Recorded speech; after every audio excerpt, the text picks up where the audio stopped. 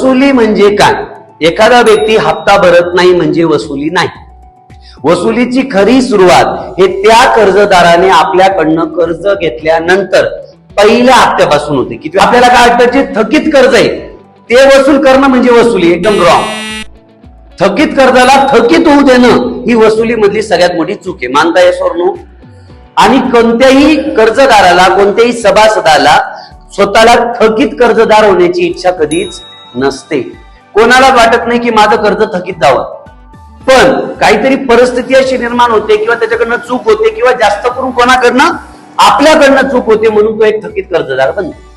मग सगळ्यात पहिला मुद्दा काय की प्रत्येक कर्जदाराच्या प्रत्येक हप्त्याच्या 3 दिवस आधी जर आपण व्हॉट्सअप कॉल, साधा कॉल, SMS, व्हॉट्सअप मेसेज शक्य त्या मिनिमम 5 पद्धतीने संपर्क करून जर त्याला आपण हप्त्याच्या किती दिवस आधी, कमीत कमी किती 4 दिवस आधी आपण आठवण दिली की तुमचा हप्ता आहे, पैसे वेळेवर येऊ द्या, तर नक्कीच त्याचा हप्ता वेळेवर जाणार. म्हणता येस और नो?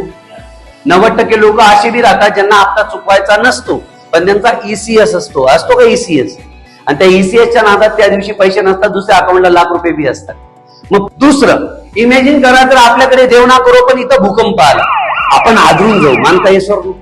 इतके हादरून जाऊ ना की आपलं काम काय हे काय सगळं सोडून आपण सैरा वैरा पळणार. मग जसं भूकंप आल्यावर आपण हादरतो ना तसं आपण हादरवलं पाहिजे आणि हादरलं पाहिजे. जर एखाद्या कर्जदाराचा किती हप्ता राहिला, फक्त 1, त्याची तारीख फिक्स होती, आकडा फिक्स होता आणि तो त्यांनी भरला नाही, तो त्याच्या आयुष्यातला किती हप्ता मिस झाला, त्याचा पहिला. पण त्या पहिल्या हप्त्याला आपण भूकंपाप्रमाणे घेतलं पाहिजे.